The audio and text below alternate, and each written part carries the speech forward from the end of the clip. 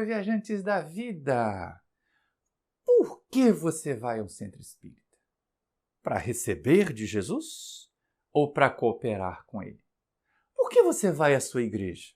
Para receber de Jesus ou para cooperar com ele? Na nossa próxima viagem, nós vamos aprender com o pão da vida, como o próprio mestre se diz, que nós podemos ir muito além da condição de pedintes. Então, enquanto roda a vinheta, você já aproveita, se inscreve aí no canal, acione o sininho para receber as notificações, deixa um like agora para adiantar. Se não gostar no final, você pode mudar para dislike e, sobretudo, comente. Responde logo aí a questão que eu coloquei. Por que a gente vai ao Centro Espírita? Desde já, obrigado e boa viagem!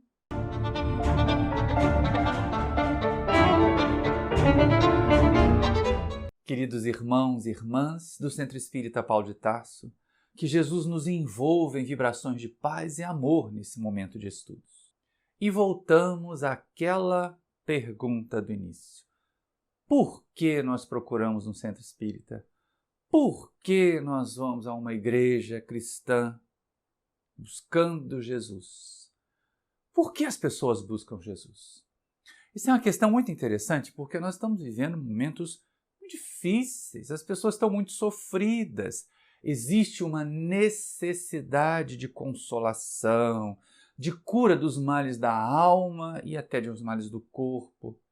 E aí as pessoas recomendam, busque Jesus, vá para um centro, procure uma igreja. E aí nós pensamos, mas por que procuramos Jesus? O que nós queremos? E aí na nossa reflexão de hoje, nesse nosso momento de estudo, nós vamos buscar o socorro da benfeitora Amélia Rodrigues, aqui no livro Luz do Mundo. E ela é interessante porque ela traz relatos do Evangelho, ela nos apresenta momentos de Jesus que estão lá, descritos, relatados pelos evangelistas, mas normalmente a Amélia Rodrigues nos mostra o depois. E ela parece ter uma predileção ou uma afinidade especial pelo Evangelho de João. E é lógico, no nosso estudo de hoje, muitas pessoas dizem, eu vou procurar Jesus porque eu preciso de alimento para a alma, porque eu estou sofrendo muito, ou então porque a minha situação material está muito difícil, eu vou lá procurar o centro, eu vou procurar Jesus para ver se eu resolvo os meus problemas e resolvo também, às vezes até problema de alimentação, gente. Nesse meio período que nós estamos vivendo aí, quantas pessoas estão passando por restrições, por insegurança alimentar? As casas espíritas voltaram com toda a força a distribuir cestas básicas, a atender comunidades carentes. Por quê? Porque a privação material voltou a ser um problema sério. E aí cá estamos nós, refletindo sobre uma passagem do Evangelho de João, aqui com a nossa irmã Amélia Rodrigues. Aquela passagem exata em que Jesus se apresenta como o pão da vida. Mas de onde é que ela veio, Maurício? E por que essa história de pão? Duas perguntas que eu coloco aqui de forma retórica, mas que vale a pena nós pensarmos em responder. Primeiro, de onde veio essa referência de que o próprio Jesus diz que ele é o pão da vida? E quem o receber não terá mais fome. Bom, ela vem em vários dos 4 evangelhos, mas no Evangelho de João ela aparece explícita assim na primeira multiplicação dos pães. 2 multiplicações dos pães aparecem nos evangelhos. Nós vamos ver aquela que aparece em 4. A outra, a segunda multiplicação, só aparece em 2, a gente vai ver mais adiante isso. Mas é interessante a gente pensar assim, mas que história é essa? Por que pão? Por que tamanha importância para a história do pão? Até na oração dominical não tem lá o pão nosso de cada dia dá-nos hoje, quando Jesus nos ensina a conversar com Deus, a nos relacionarmos com o Criador? Pois é. O pão, naquele contexto histórico, o pão para aquela coletividade, lembra aí, meu povo, não tinha geladeira, não. Não tinha micro-ondas, não. E muitos deles eram nômades. Muitos deles estavam num dia numa cidade, outro dia na outra, outro dia na outra. Como é que eles iam se alimentar? O alimento mais fácil era o pão. Ele era assado, era um aglomerado de farinha, um pouquinho de nada de gordura, fermento, e assado. Então ele ficava seco, se conservava por mais tempo, sem precisar de geladeira. Aí alguém pode dizer, mas ficava aquele pão duro de bater na cabeça dos outros e rachar. Não. Lembra que o pão na época de Jesus era uma massa fininha assim, que se comia rasgando. Olha aí nos mercados o seu tal do pão sírio, que o pessoal gosta tanto de botar lá umas pastinhas dentro. Era basicamente isso. Não era esse pão gorduchinho que a gente está vendo aqui. Então, tem um simbolismo interessante todas as vezes que a população, as comunidades antigas, se falava de pão. Quando se falava de pão, se falava de alimento. Quando se falava de pão, se falava de fonte de energia, de carboidrato. Quando se falava de pão, se falava de vida. Vida na terra, é lógico, né? Mas Jesus faz muitas referências ao pão. Tem essa lá da oração dominical, mas também tem a advertência. Quando Jesus fala para a gente ter cuidado com o fermento dos fariseus. Por quê? Porque uma doutrina equivocada pode gerar um pão, ali no caso, o símbolo do alimento para a alma, contaminado. Outra informação importante é quando ele fala lá daquela parábola das 3 medidas de farinha, referindo ao reino dos céus, né? Você coloca um pouquinho de fermento, o fermento leveda a massa, mas para que botar fermento e farinha? Se não para fazer pão. Se não as mulheres que pegaram 3 medidas de farinha, que esconderam nas 3 medidas de farinha um pouco de fermento e logo tudo estava levedado. Para fazer alimento, para cuidar da vida, para prover a vida. O pão aparece nos evangelhos como uma forma de sustentação das vidas, das nossas vidas. E Jesus, que não é bobo nem nada, pega essa referência da vida material e transporta cá, ó, como pão, como referência para a vida espiritual, para a vida do Espírito. Mas tem mais, olha, lá na chamada Santa Ceia, quando Jesus parte o pão, ali já espiritualiza o ato, né? E as pessoas acabaram materializando um ato que Jesus espiritualizou. Vão lá só comer um pedacinho de farinha e achando que estão comendo o corpo do Cristo. Não, quando Jesus fala a respeito daquilo, quando ele distribui o pão, ele está se colocando não como um pedaço dele, do corpo dele, mas da doutrina, o corpo da doutrina. E essa é uma questão importante, tão importante, é tão simbólico isso, é tão relevante, que lá na caminhada para Emaús, quando Jesus já tinha desencarnado daquele corpo e aparecia agora de forma tangível, os discípulos que estavam indo para Emaús conversaram com ele, sentiram que a fala daquele homem era uma fala interessante, que tinha muito conhecimento dos textos, mas eles só reconheceram Jesus quando ele partiu o pão. Como assim reconheceu, partiu o pão? Porque era um símbolo muito importante. Jesus solenizava esse momento da refeição. Por quê? Porque era a chance de conversar. A gente já pode até se perguntar aqui, como é que nós estamos feitas as nossas refeições, né? É uma meia-culpa que eu faço para mim também. De vez em quando a gente esquece que as refeições em família, que já não tem acontecido mais, né? Cada um come num horário, cada um tem sua agenda própria, já está difícil por aí. Já está difícil partir e partilhar o pão em família por aí, pelas nossas agendas malucadas, confusas, né? Cada um com o seu compromisso separado do outro. E aí a gente começa a perceber. O pão que aparece aqui, o pão que a Amélia Rodrigues vai trabalhar aqui, ele não é símbolo só do alimento para o corpo. Sim, naquela época era muito importante. Não tinha como conservar alimento. Se você pegasse um peixe e não salgasse o peixe, ele estragava. Se você pegasse um pedaço de carneiro e não cuidasse, não salgasse o carneiro, ele estragava. O pão, você podia embalar o pão, botar num tecidinho e carregar lá no seu embornal para quando chegasse na outra cidade fazer uma refeição rápida. Então sim, pão como símbolo do alimento do corpo. E aí o que Jesus faz? Apresenta pão como símbolo para alimentar a alma. Mas que pão é esse, Maurício? Não é um pão de farinha. Não é um pão com gordura, com fermento. Não, não é. Mas é um pão que alimenta o espírito. É uma doutrina. É um conjunto de ideias que a gente pode utilizar de forma sempre consistente para poder manter o espírito bem educado. E aí aparece então essa simbologia de Jesus multiplicando pães no relato de João, material mesmo, né? Mas para saciar a fome das pessoas que estavam ali buscando as curas, as orientações, as pregações de Jesus para poder alimentar a alma.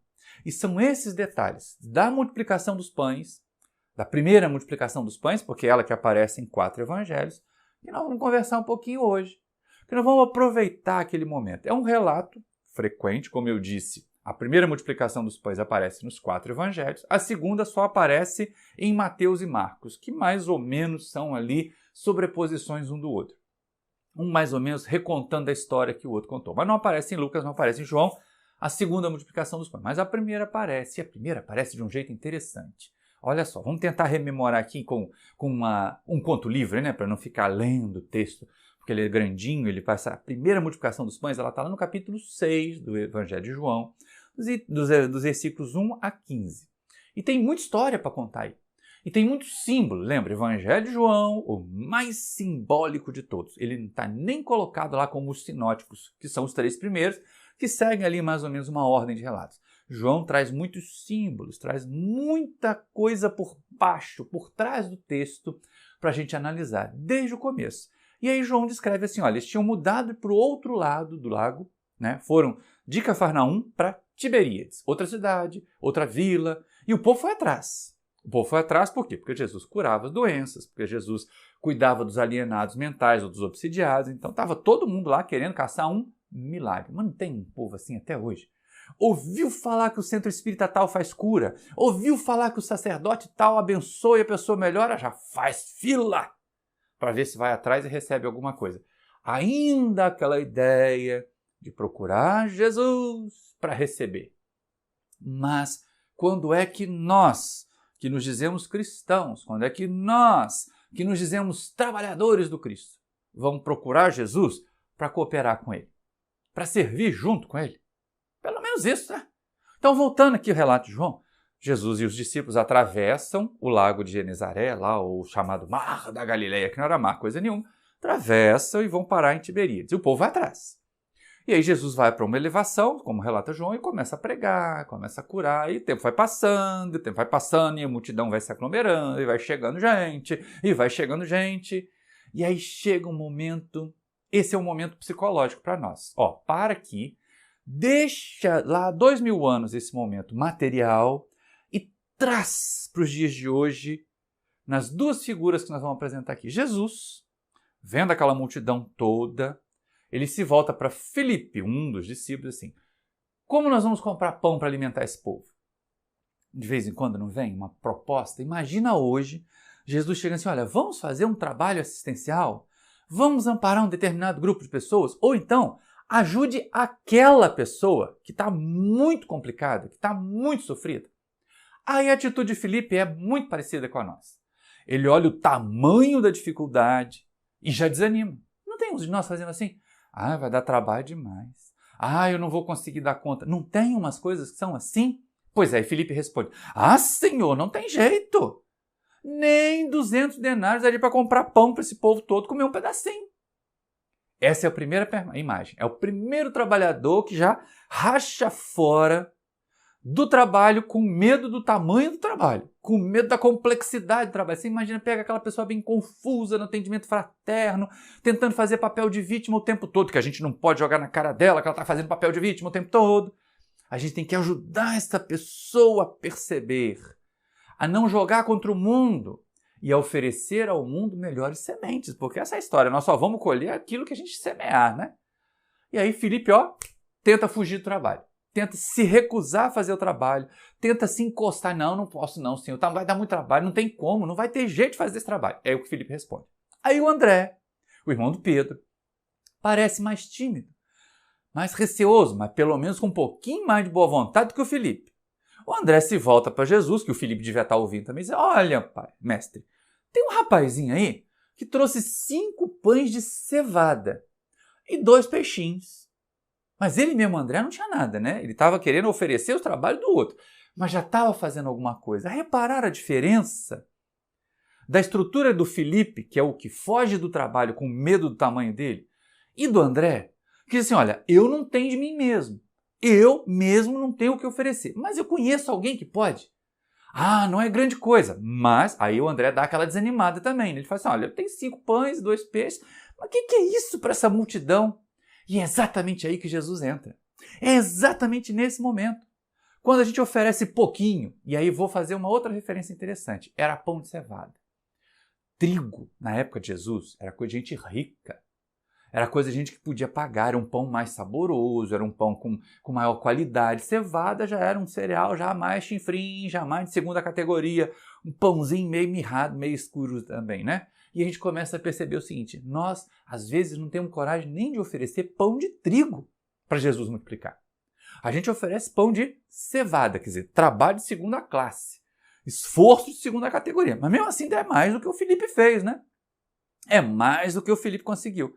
E aí o que Jesus faz? Manda sentar todo mundo, pega os pãezinhos e os peixinhos, abençoa, né, ora, e começa a distribuir, a multiplicar os pães de cevada e a multiplicar os peixes. De modo que 5.000 pessoas, segundo o relato de João, se fartaram. Quando estavam todos saciados, aí Jesus diz assim, olha, agora recolhe o que sobrou para que nada se perca. Essa é uma questão interessante. E eles recolhem 12 cestos. Não sei se era um balaiozinho assim, ou se era um cestão daquele de antigamente. Não faço ideia do tamanho desse cesto.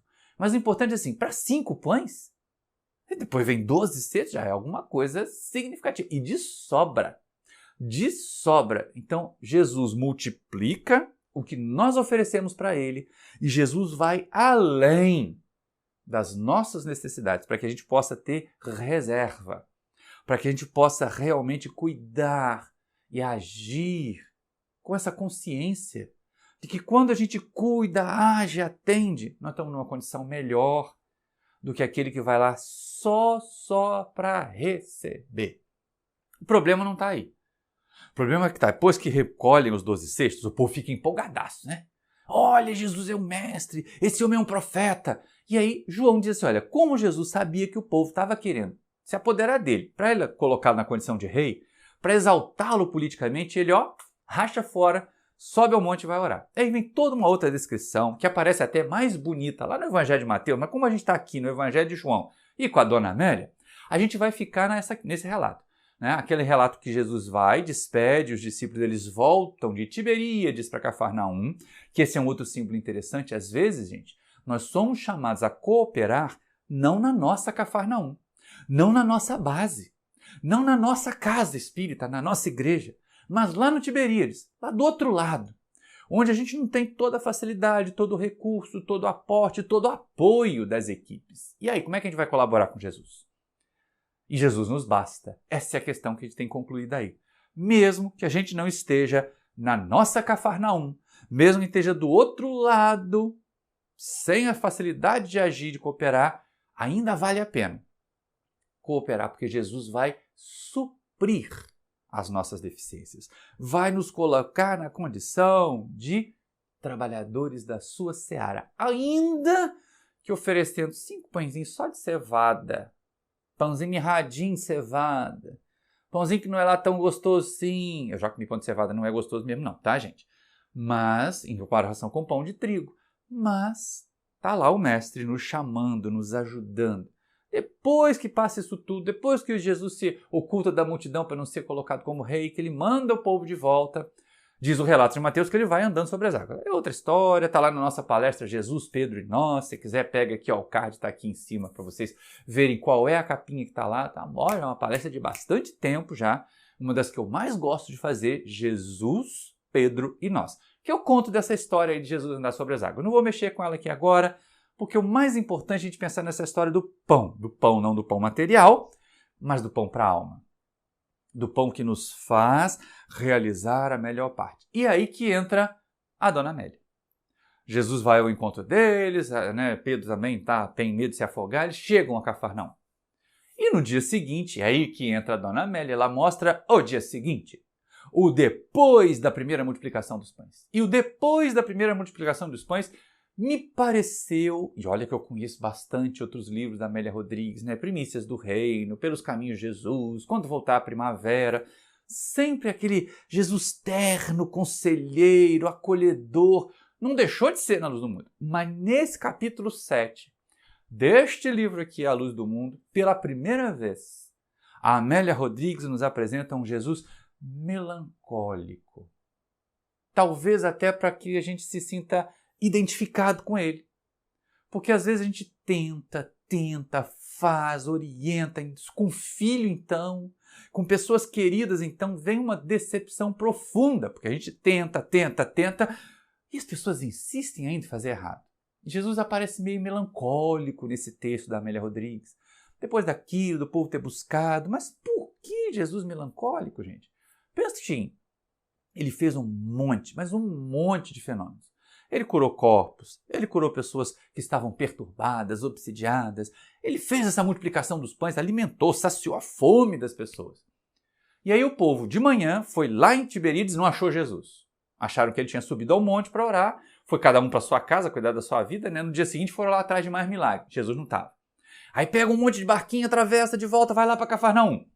E aí encontram Jesus, ali provavelmente em torno da casa de Simão Pedro. Senhor, como é que você chegou aqui? Nenhum barco saiu de lá. Nós viemos atrás de você. Aí que entra Jesus. Aí ele expressa a sua melancolia. Mas agora vocês vieram atrás de mim? Vieram porque viram fenômenos? Vieram porque receberam benefícios? Quantos de nós só procuramos para receber? Só procuramos quando está faltando alguma coisa. Né? Na hora que eles receberam os pães lá e comeram, eles foram embora. Já tinham recebido as curas, já tinham sido atendidos por Jesus, já tinham ouvido a pregação. Receberam um lanchinho, que foi o pão, achou todo mundo para sua casa. E aí, quando Jesus atravessa e vai para Cafarnaum de novo, eles pensam assim, agora que eu tô com fominha outra vez, eu vou lá atrás daquele Jesus para ver se ele multiplica mais pães para mim, que aí eu não preciso trabalhar, né? Quanta gente pensa assim? Eu vim aqui nesse centro para receber. Esse centro tem distribuição de cesta básica? Esse centro tem reunião de cura? Porque tem muita gente que acha que o remédio da farmácia é caro e a água fluidificada tem que fazer um milagre. E não funciona assim, não. Às vezes a doença no nosso corpo físico vai testar exatamente a nossa inteligência, a nossa perseverança, a nossa paciência, resignação para poder enfrentar aquela dificuldade. Não vai desaparecer.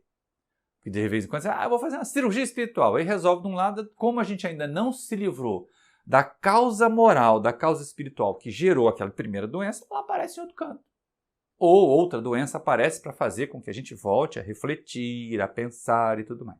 Então, muitos de nós fazemos igualzinho o povo lá de Tiberíades, que atravessa o mar e vai em busca de Jesus. Por quê? Porque era de manhã, eles queriam mais um café da manhã. Só podia ser, né? Vamos pensar assim, se fosse eu ia dizer, vocês vieram aqui buscar outro café da manhã? E Jesus não, Jesus acolhe, mas não deixa de passar um sabãozinho. Não deixa de responder, quando ele diz assim, Senhor, como é que você chegou aqui? Nós estávamos procurando por você. Olha o que Jesus diz. Essa eu vou puxar a tela para a gente poder conversar junto. Está lá no Evangelho de João. Respondeu-lhe Jesus, em verdade eu vos digo, que vós me buscais, não porque vistes fenômenos. Olha, nem os milagres, gente, nem as curas. Não estavam pensando nisso. Eles queriam coisa mais imediata. E aí Jesus prossegue. Não porque vistes fenômenos, mas porque comestes dos pães e ficastes fartos. E alerta, trabalhai não pela comida que perece, mas pela que permanece para a vida eterna, a qual o Filho do Homem vos dará. Que comida é essa? É uma doutrina.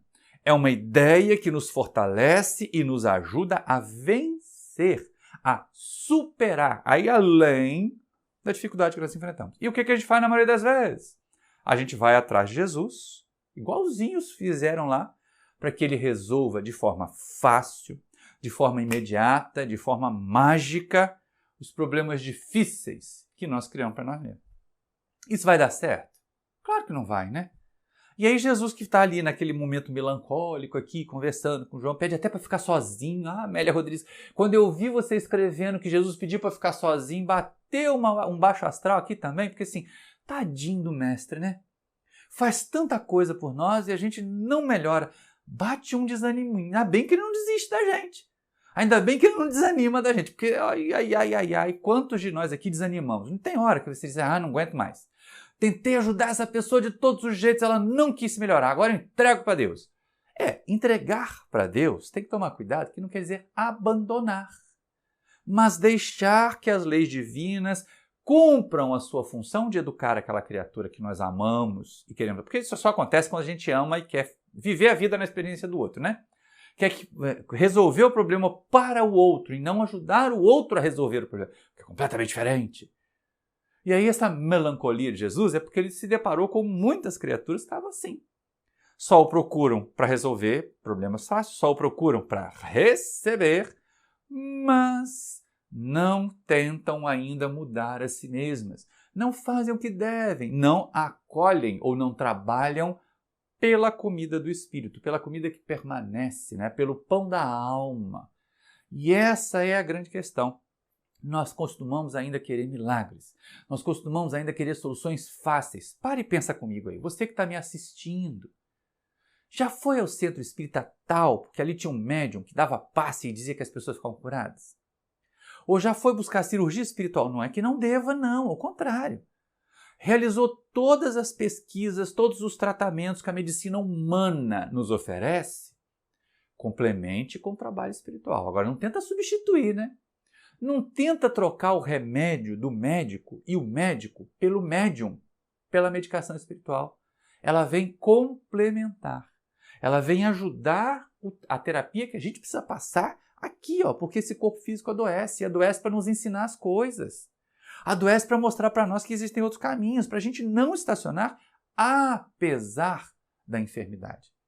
E aí, quando a gente assume essa postura, o que deve ser buscado, né? Nós buscamos Jesus pelo pão material para resolver o problema do emprego, do casamento, da doença do corpo físico, ou buscamos Jesus pelo pão da alma? Para que nós nos tornemos pessoas melhores, menos egoístas, menos orgulhosas, para que nós ofereçamos a Jesus, porque essa é a próxima parte, né? Não basta nós irmos lá para receber, nem para receber o pão da alma. É receber o pão da alma e depois nós nos tornarmos cooperadores com Jesus. Então, o que é mais importante? Pão para o corpo ou pão para a alma? Porque pão para o corpo, soluções para os problemas materiais, está sim de gente procurando. Está sim de gente querendo. Mas quantos de nós, eu, você, quantos de nós buscamos mesmo o pão para a alma? Uma doutrina que nos conforte, mas que também nos faça confortadores dos outros, consoladores dos outros. Essa é uma questão importante. E aí Jesus mais uma vez vai lá nos ensinar. Então, falando a respeito do pão que alimentava, voltando aqui no Evangelho de João, né? Falando a respeito do pão que alimentava e tudo mais, Jesus vai falando a respeito disso. Mas qual é o sinal que você nos dá? Ainda estavam duvidando. Gente, povo tosco esse, né? Tinham comido pão, tinham visto Jesus fazer tanta coisa, e ainda estavam assim, mas qual sinal você nos dá? Porque Moisés e o Senhor nos mandou lá o maná enquanto atravessava o deserto, caiu um pãozinho do céu, alguma coisa que eles usavam para se alimentar. Pois é. E aí é nessa hora que Jesus vai se apresentar como o pão da vida. É nesse momento, já lá no finalzinho desse trecho aí do capítulo 6 do Evangelho de João, que Jesus vai se colocar como o pão da vida. Ele se contrapõe. Que o pessoal que comeu o tal do maná, que recebeu lá o pão de Deus no deserto, voltou a ter fome. Alimentava só o corpo. Mas o pão do céu, quer dizer, o pão que liga o espírito, o pão que alimenta o ser espiritual que nós somos e não o corpo que nós temos, esse fica com a gente para sempre. E aí Jesus vai chamando a nossa atenção, porque a sua doutrina é que vai saciar a fome de espírito que nós temos. Porque as nossas agonias, os nossos sofrimentos, as nossas dores materiais, elas são consequências das nossas imperfeições. Me remete lá para o Livro dos Espíritos, quando a gente vê lá o objetivo da reencarnação, que é a nossa depuração, que é nós aprendermos mais e nos livrarmos das nossas imperfeições, até chegar à condição de puro espírito. Então a gente precisa alimentar isso, alimentar essa ideia. E aí nesse trechinho do Evangelho de João é que Jesus vai se apresentar como o pão da vida. Olha que interessante. Porque o pão de Deus, diz ele ao povo, que desceu do céu, que dá vida ao mundo. Eles então lhe disseram, Senhor, dá-nos sempre desse pão. A lei do menor esforço aí de novo, Você olha ali, o povo já recebeu o pão no dia anterior. Agora vai atrás de Jesus de novo com o pão. Ouve falar que o pão material acaba, que o corpo volta a ter fome, que Jesus vem oferecer um outro tipo de pão e ele já aproveita. Então dá desse. Já que eu não vou mais ter fome se eu comer desse pão, dá desse para mim. Olha a resposta do Cristo. Jesus lhes respondeu, eu sou o pão da vida. O que vem a mim não terá jamais fome, e o que crê em mim não terá jamais sede. Oxe, o que Jesus quer com isso? que Jesus está querendo colocar para nós? Que a gente nunca mais vai ter fome? Ó, se a gente está falando de pão aqui, eu duvido que não deve ter alguém aí já pensando assim, qual é a hora do lanche? Né? Será que eu vou fazer um pão de queijo assadinho, gostosinho, que vai sair crocantinho lá do forno, depois de assistir essa palestra aqui? Sei lá que horas que você vai estar me vendo, né? Pode ser bem na hora do lanche, pode ser na hora do café da manhã, que você está com aquela mesa do café da manhã bonita e bota lá o vídeo para rodar. Não importa. Frequentemente nós comemos uma refeição para o nosso corpo já planejando a próxima. É do tipo do nosso comportamento ainda apegado à matéria. Mas Jesus promete que quem acreditar nele não vai ter fome. Quem vai até ele não vai ter sede. E a gente pensa assim, mas o que é ir a Jesus? O que é crer em Jesus? A gente fica pensando, eu acredito em Jesus, eu creio em Jesus, eu aceito Jesus. E aí vem essa história do eu aceito Jesus. Quantas vezes eu vi isso na minha infância, com companheiros de outras formas religiosas de pensar. Quantas pessoas ainda hoje dizem, olha, para você ficar bem na terra, basta aceitar Jesus como seu Salvador.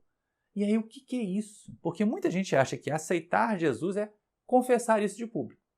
É dizer da boca para fora, mas o sentimento, o coração às vezes está longe de Jesus. Existe, e vou até colocar um memezinho aqui esquisito, mas é complicadinho para a gente poder pensar mesmo, a chamada teologia, vou botar um monte de aspas aqui, ó, teologia da prosperidade. Nosso amigo Santana fica bravo comigo quando eu chamo isso de teologia, porque ele diz assim, isso não é teologia nada, isso é uma traição à proposta de Jesus. Eu concordo plenamente com ele, como vocês estão vendo ali, né? Nos que imaginam que a existência do mundo espiritual nos prover, nos multiplicar os bens materiais, vão seguir essa tal teologia. Os que seguem com Jesus vão dividir o pão. Se tinha 2 pães, passa a ter 1, porque você aprendeu a dividir. O que tinha lá 1 carro passou a ter 2, está querendo viver materialmente bem aqui. Então, deixe de lado. Vamos buscar Jesus pelo pão da alma, pela possibilidade de nós sermos instrumentos. E aí entra a diferença dessa doutrina. Deixa eu voltar aqui com o nosso slide, né? Voltar aqui com esse último slide que a gente colocou. No versículo 35, Jesus diz, ele é o pão da vida, aquele que vai a ele não terá jamais fome, aquele que crê nele não terá jamais sede. Mas o ter, a gente tem. O nosso corpo tem necessidade de alimento, tem necessidade de água, tem necessidade de roupa para vestir. Então, nós não vamos descartar o mundo material, mas vamos aprender a diferença. Ó, ser é mais importante do que ter. E aí a gente chuta para bem longe aquela coisa horrorosa da chamada teologia da prosperidade. Porque Jesus nos ensina a dividir, a compartilhar, a cooperar com Ele. A gente só deixa de ter fome de sentimentos quando a gente consegue irradiar os melhores sentimentos para os outros. A gente só deixa de ter sede da alma, sede de apoio, sede de carinho, quando nós passamos a distribuir carinho, apoio para os outros. E essa é a grande jogada que Jesus ensina aqui no Evangelho de João e que a Amélia Rodrigues nos mostra. Jesus querendo, desejando que nós sejamos seus instrumentos, que nós cooperemos com Ele. Então não basta, primeiro, não basta a gente buscar uma religião para viver bem na Terra. Então eu vou abandonar a vida na Terra, vou virar um eremita, vou botar uma roupa de saco e vou sair por aí pregando Jesus? Não! Claro que não!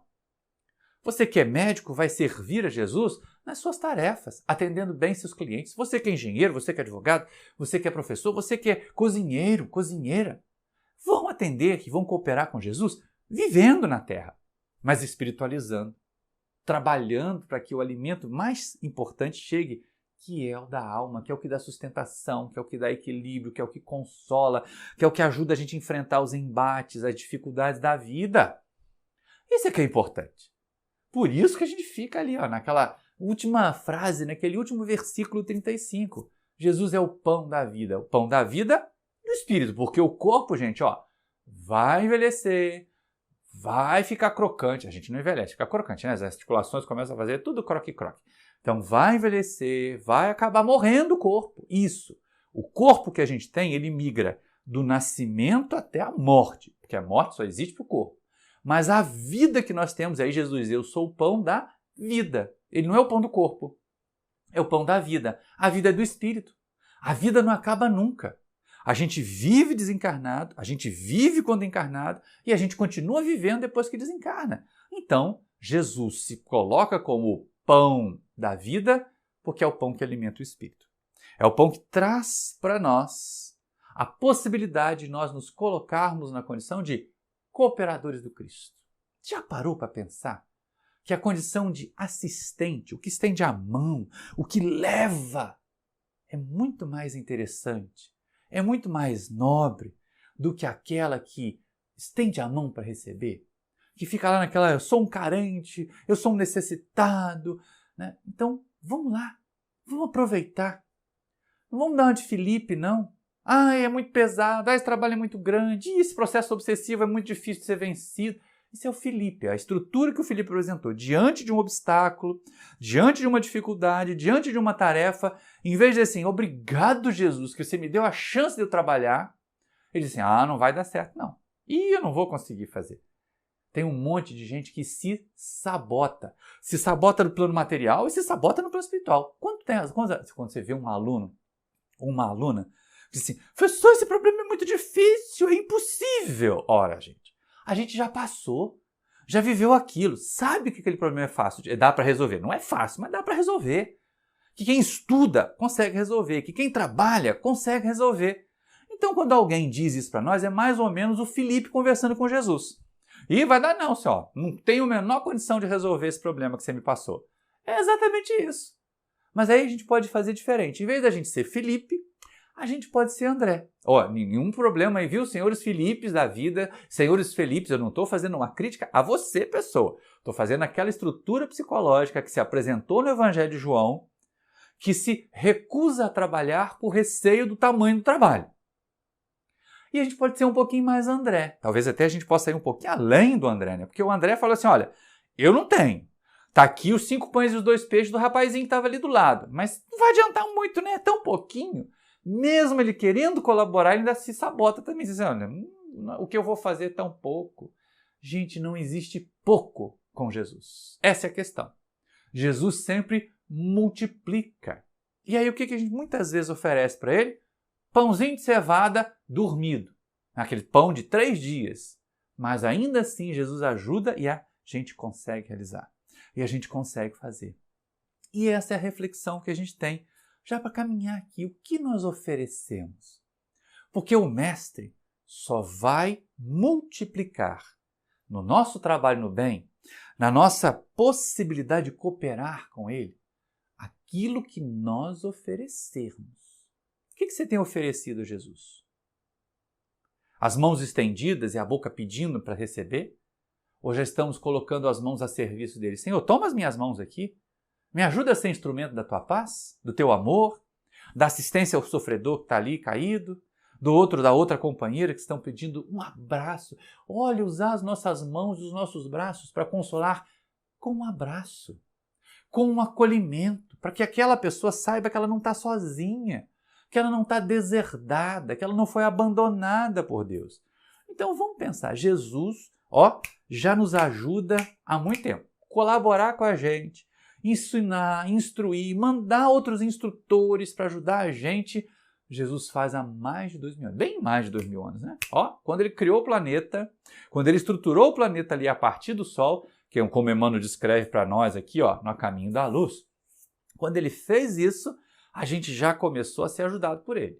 Mesmo que ainda não estivesse aqui na fase humana da evolução, a gente já estava sendo ajudado por ele. A pergunta que eu faço agora, século 21, você aí que está me assistindo num vídeo de um canal espírita, pode não ser espírita, está vindo ouvir falar de Jesus, o pão da vida. Então, pelo menos tem uma certa afinidade, um certo carinho. Ou veio aqui para criar polêmica comigo, né? Para dizer assim, você está errado, escreve aí embaixo.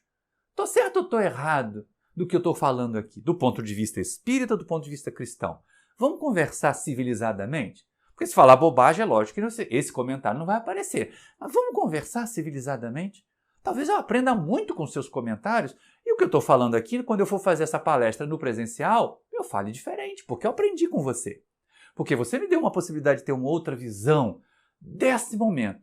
Jesus nos ajuda sempre. Pergunta, no século XXI, nós ajudamos Jesus? Nós já somos daqueles que cooperamos com eles, nós acrescentamos pães às nossas ofertas. Porque assim, de vez em quando, a maioria de nós já conhece o cristianismo há um tempão. Mas o que a gente fazia? Eu tenho 5 pães, eu vou dar 2 e vou guardar 3 para mim, porque pode me faltar, não é? A gente não dava, nem oferecia tudo, não apresentava tudo que a gente tinha. Essa é uma característica interessante, não do André, mas do jovenzinho. Coitado, que não teve nem muita escolha, né? Mas assim, cataram tudo que ele tinha, que eram os 5 pães e os 2 peixes, e deram para Jesus. Ou seja, colocou tudo, todas as faculdades disponíveis à disposição de Jesus. E a gente às vezes é mesquinho com as nossas próprias faculdades, com a nossa capacidade. Não, fulano de tal tem uma didática interessante, ele podia colaborar na educação, ele podia ajudar na evangelização, mas ele não pode ir no centro naquele dia porque ele tem outra atividade social. Isso é entregar 2 pães, vai lá no dia do passe, vai lá no dia da reunião pública, às vezes até gosta de subir a tribuna, mas na hora de conversar com jovens, na hora de levar uma mensagem ali para aquele público dito menor coisa nenhuma, né? Porque são esses elementos dessas gerações novas aí que vão transformar esse planeta num planeta melhor para a gente poder voltar aqui e reencarnar e ser evangelizado por eles.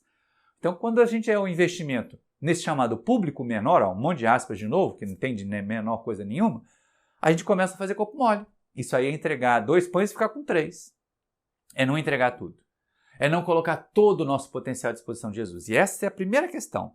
Nós agimos como egoístas, mesmo tentando fazer o bem?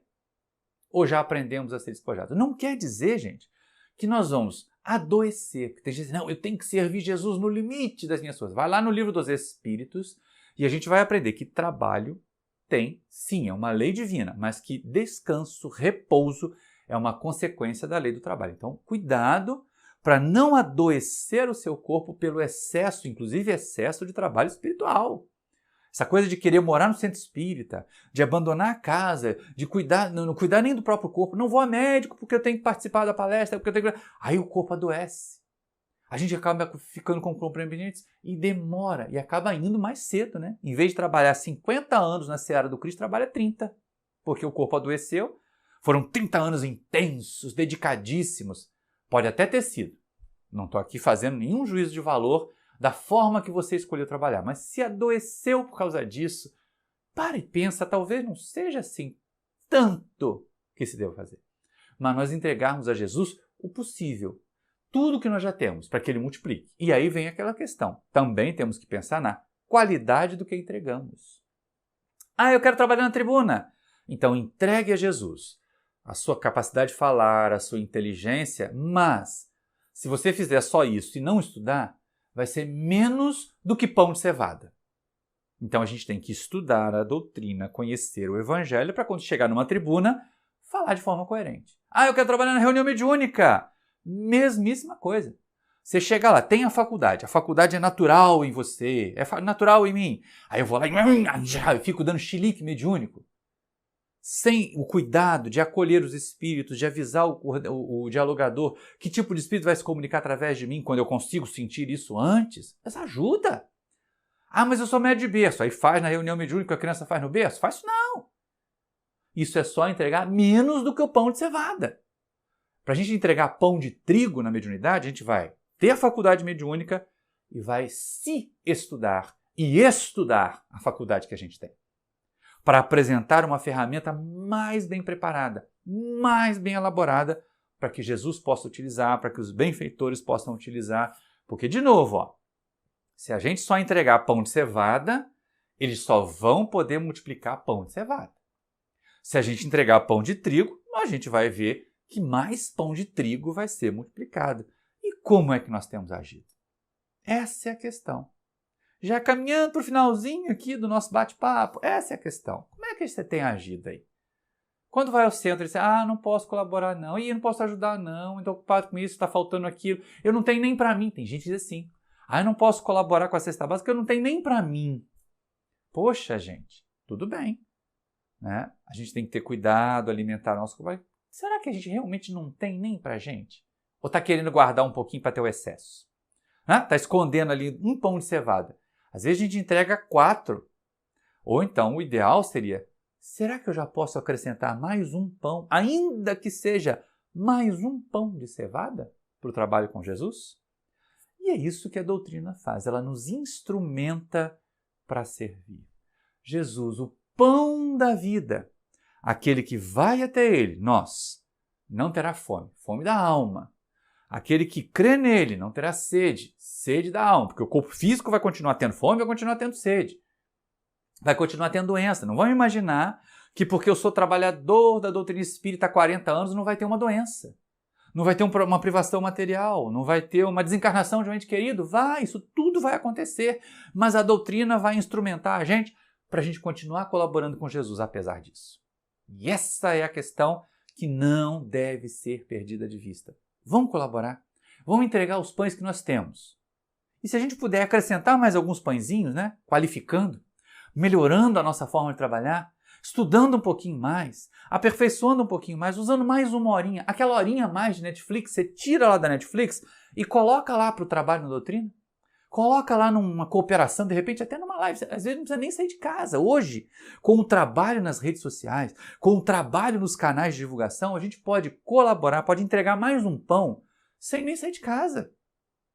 Colaborando, fazendo comentários, estimulando os companheiros e companheiras que estão trabalhando. E aí, né, ter bastante cuidado para não fazer o que fizeram os judeus, que atravessaram lá, né, os galileus todos, atravessaram de Tiberíades até Cafarnaum para procurar Jesus para receber o quê? Mais pão. Eles queriam mais pão, eles queriam receber mais. E essa é uma questão muito importante, não adianta. E por que nós fazemos? É a outra pergunta. Primeira pergunta, eu estou colaborando com Jesus o que eu posso? Já discutimos sobre isso. Você está entregando 4, está entregando 5 ou já consegue entregar 6 pães? Quem entrega 4 está sendo egoísta. Quem entrega 5 está ali na média. Mas quem já consegue entregar 6 pães, 7 pães, ainda que seja um pãezinho de cevada, está se esforçando para poder entregar mais para Jesus multiplicar mais. Então essa é a questão, porque de vez em quando a gente diz, não, eu vou colaborar mais, eu vou dar mais cesta básica, eu vou dar mais passe, eu vou receber mais espírito, porque eu quero ir para uma colônia espiritual superior. Isso é barganhar com Deus, é troca. E de vez em quando, quem faz essas trocas fica muito aborrecido quando tem que enfrentar um revés. Ah, mas eu sou trabalhador, por que meu filho se desviou? Por que minha filha se desviou? Por que aconteceu esse problema no meu casamento? Meu casamento acabou! E o trabalhador espírita? Ué, mas será que a gente cuidou do casamento tanto quanto cuidava do trabalho espírita? É uma questão a se perguntar também, né? Ter as pessoas amarradas em torno de nós, ter as pessoas junto de nós, sem a gente dar a devida atenção a elas também pode não dar muito certo, não. Às vezes, filhos e filhas, nós, educadores, evangelizadores do centro espírita, não evangelizamos em casa. Então, façamos a nossa tarefa, entreguemos os nossos pães para Jesus e deixa que o Mestre vai multiplicar. Agora, se a gente mesmo puder ampliar um pouquinho, aumentar a nossa qualificação, nós vamos entregar para Jesus um material melhor. Nós vamos ajudar Jesus a distribuir mais pão. E aí, de novo, eu volto àquela história que não basta o rótulo. Não basta escrever assim, sou espírita, sou palestrante, sou médium. Não basta. Não basta dizer, eu sou cristão, eu aceitei Jesus como meu salvador. Não basta. É preciso trabalhar com Jesus. É preciso oferecer a Jesus os pães. O que a gente tiver. Aquilo que a gente já pode. Ah, mas eu queria outra tarefa. Mas enquanto você não se qualifica para outra tarefa, porque de vez em quando tem gente assim, né? Não, eu vou trabalhar nesse centro só se me colocar na reunião de desobsessão. Eu não quero dar passe. Ah, mas vai. Aqui no Pau de Tarso vai dar passe muito tempo antes de ir para a reunião de desobsessão. Ainda mais se chegar com essa postura, corre o risco de, vendo esse tipo de comportamento, vendo esse tipo de chilique mediúnico que algumas pessoas provocam para poder ser logo colocadas numa reunião mediúnica, corre o risco de ficar o tempo todo só em outras atividades que não é mediúnica, porque a gente sabe que quem tenta chegar por esses caminhos periféricos aí a um trabalho dito de mais importância, está querendo aparecer, está querendo se projetar, está querendo se colocar numa condição de destaque, não está querendo servir com Jesus. Não está entregando pães que Jesus possa multiplicar. E essa é uma questão que só nós podemos resolver aqui, ó, dentro da nossa consciência, dentro dos nossos sentimentos. Eu estou colaborando com Jesus tanto quanto eu posso. Eu já ajudo Jesus a distribuir o pão da vida? Ou eu fico cá no meu canto assim, não, eu vou lá no centro, eu vou participar da reunião mediúnica, eu vou ajudar no passe, mas tudo tem que correr bem aqui em casa, tá? Não pode faltar emprego, a geladeira tem que estar abastecida, viu, espiritualidade? Você tem que garantir aqui que com pouquinho esforço eu vou conseguir manter a minha vida material em ordem. Às vezes a nossa vida material passa por momentos de bagunça. E vai ficar mais bagunçada ainda se a gente deixar de fazer o trabalho com Jesus. Então é importante saber que pães nós oferecemos. Não podem ser os pães dos rótulos. Quando a gente volta lá naquele último comentário, no versículo 35 do capítulo 6 do Evangelho de João, eu sou o pão da vida, aqueles que vêm a mim não terão jamais fome, aqueles que creem em mim não terão jamais sede. Só os trabalhadores com Jesus experimentam essa realidade. Só os que foram a Ele não para receber, mas para servir, para distribuir, porque quando Jesus quer fazer chegar a assistência lá longe, ela passa primeiro por nós. Assim nós nos faremos mais fortes, nós nos sentiremos de fato cooperadores com Jesus. Vai valer a pena, vai fazer sentido. Aquela frase atribuída a Francisco de Assis, mas que não é, né? Na oração de Francisco de Assis, faz de mim um instrumento da tua paz, do teu amor, do trabalho no bem, do socorro aos outros. Em vez da gente dizer que aceita Jesus, dizer que conhece Jesus, ou até pregar Jesus para os outros. Porque tem gente que apresenta Jesus para os outros de uma forma linda, conta histórias maravilhosas, mas não vive. Elas mesmas não vivem e logo esse trabalho cai em descrédito. Ah, gente, eu já vi tanta gente passar como cometa pelas tribunas espíritas, achando que tinha luz própria. E cometas, o que acontece? O cometa é bola de gelo rodando no espaço, né? Chegou perto de uma estrela, derrete. Então tenhamos cuidado com isso. É melhor ser o tarefeiro satélite. Maurício, satélite não tem luz própria. Isso. Olha para a nossa Lua. A nossa Lua reflete a luz que ela recebe do Sol. Palestrante, satélite, reflete a luz que recebe de Jesus. Trabalhador, médium, satélite, reflete a luz que recebe dos benfeitores espirituais para iluminar aquelas mentes e corações sofredores. Não tentemos ser cometa, menos ainda tentemos ser estrelas, porque nós não temos gabarito para isso ainda. O máximo que nós podemos, a melhor distinção que a gente puder, a melhor posição que a gente puder é ser trabalhador satélite de Jesus. Nós recebemos a luz dele e nós refletimos para os outros. Guarda essa figura. Imagina quanto nós vamos ser melhores se nós conseguirmos, de alguma maneira, na nossa vivência, no nosso dia a dia, transferir da luz que nós recebemos do Mestre, o pão da vida que nós recebemos de Jesus, para os nossos irmãos. Ele vai multiplicando aquilo que nós oferecemos para ele. Se eu só sou trabalhador ali da mediunidade, a gente vai trabalhar mais na mediunidade, se a gente se educar, se a gente fizer a nossa parte. Então pensa comigo, vamos ser alimentados por Jesus, mas nós também temos a capacidade de distribuir o pão da vida para aqueles que estão agoniados, para aqueles que estão aflitos, para aqueles que às vezes nem reconhecem que precisam mudar. E não adianta porque nós não vamos mudá-los, mas nós podemos mudar a nós mesmos e eles vão olhar para nós assim, é possível. Se aquela criatura conseguiu, eu também vou fazer esforços para conseguir. E desta forma, como trabalhadores satélites, receberemos a luz de Jesus e a refletiremos para iluminar os outros. Receberemos a paz de Jesus e a refletiremos para alcançar os corações dos outros. Muita paz, meus queridos irmãos e irmãs.